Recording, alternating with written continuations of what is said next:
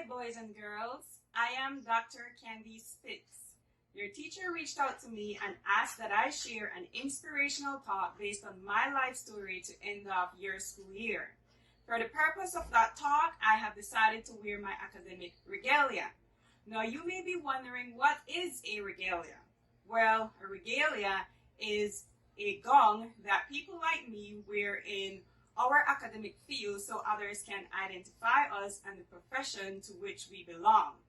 Other people wear different kinds of gowns and uniforms. For instance, you wear uniforms to school, and when you graduate from Standard 6, you may wear a graduation gown at your graduation. Police wear uniforms. Nurses wear uniforms or scrubs. A judge wears a gown and a wig sometimes, and so do lawyers. But I have to add that we don't often wear our academic regalia. We wear it for a special event or a function such as a graduation at a university or a college.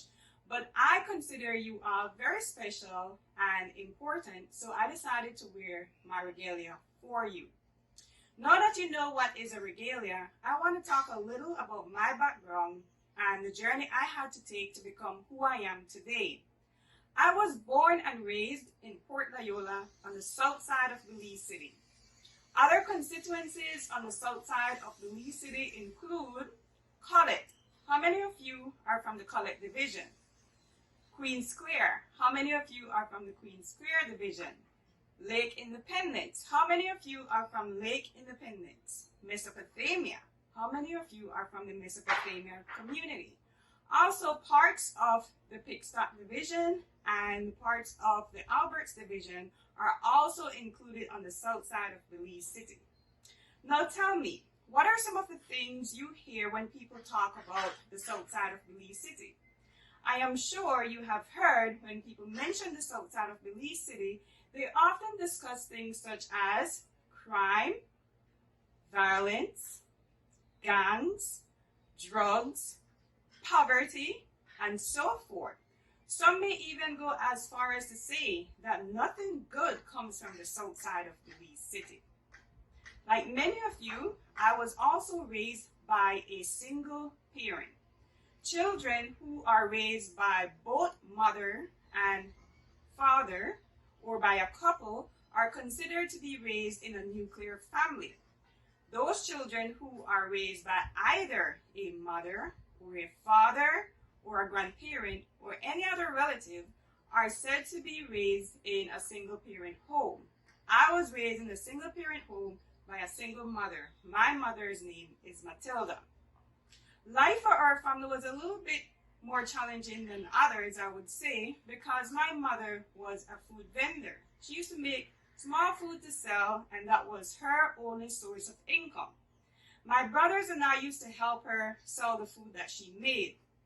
I was also a student at St. John Vianney Primary School, but each morning before I went to school, I had to go to people's houses and ask them if they wanted to buy Johnny cakes. Because I used to do that, people started to refer to me as a little Johnny cake girl. Also, because I had to sell Johnny cakes every morning before I went to school, I used to go to school late every morning. And so my teachers became very concerned about me and about whether I would do well in school. But I really did like school. I liked to study, I liked to read, and I also liked doing my homework. So I always did well in school, and I always passed in the top 10 students in all of my classes. When I was promoted to Standard 6, my teachers were even more concerned about me because I was still attending class late, and I also could not attend any of the classes that were to prepare students for BNSC, which back then was the Belize National Selection Examination, which for you today is PSE, Primary School Selection Examination. But what people did not know was that I was studying for this exam on my own. I really wanted to do well, so I was studying on my own. So when my classmates and I and every student from every school in this country sat the BNSC that year and the results came back, I made a 91.7. Some people were surprised and other people were really happy for me.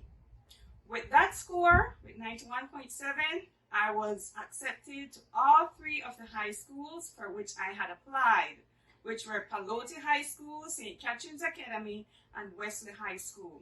From among them, I had chosen to attend Palote High School.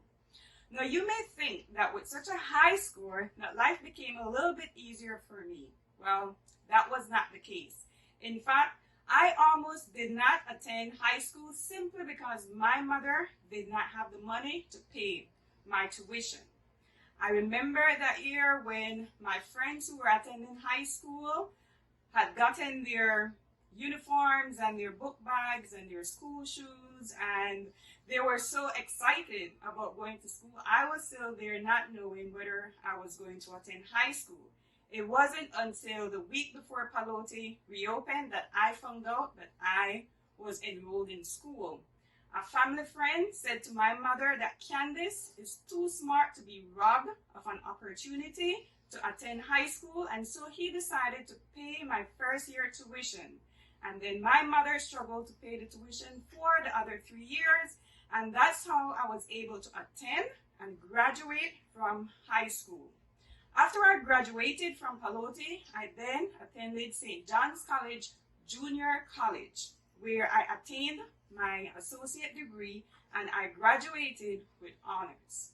Upon graduation, Albany State University in the United States offered me a basketball scholarship and the opportunity to pursue my bachelor's degree.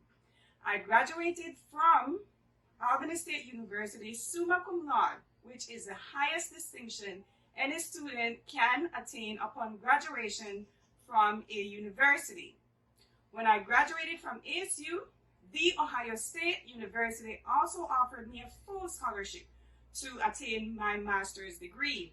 Subsequently, or after that, Howard University offered me a scholarship to pursue and to attain my PhD. And that was how the girl who used to sell Johnny Cake, or the little Johnny Cake girl, was able to attain her PhD, which is the highest degree anyone can attain in our society. When I graduated from Howard University, I decided to work for a couple years in the United States, after which I returned to Belize to teach at the University of Belize and to also live right here on the south side of Belize City.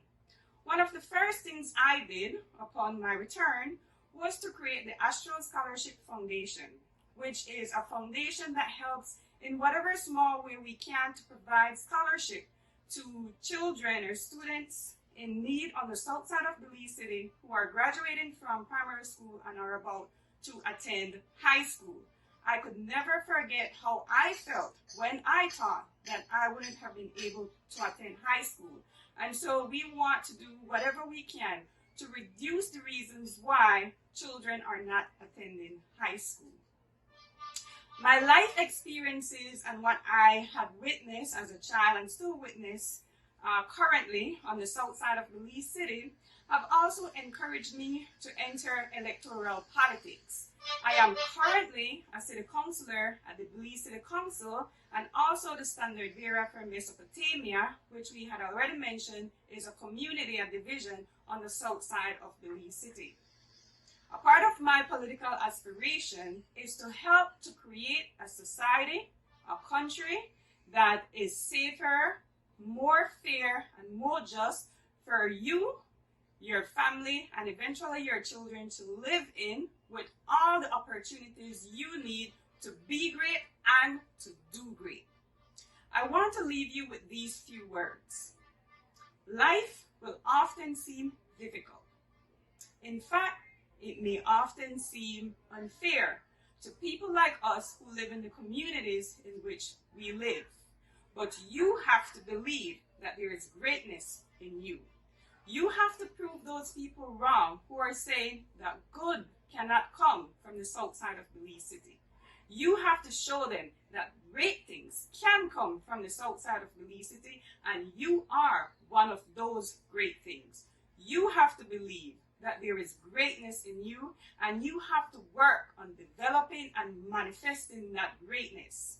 And whatever you do, or wherever you choose to go to develop that greatness, do ensure that your road leads back to Belize to help develop Belize. We need you. We need your talents. We need your greatness. We need your light. So let your light shine and walk into your greatness.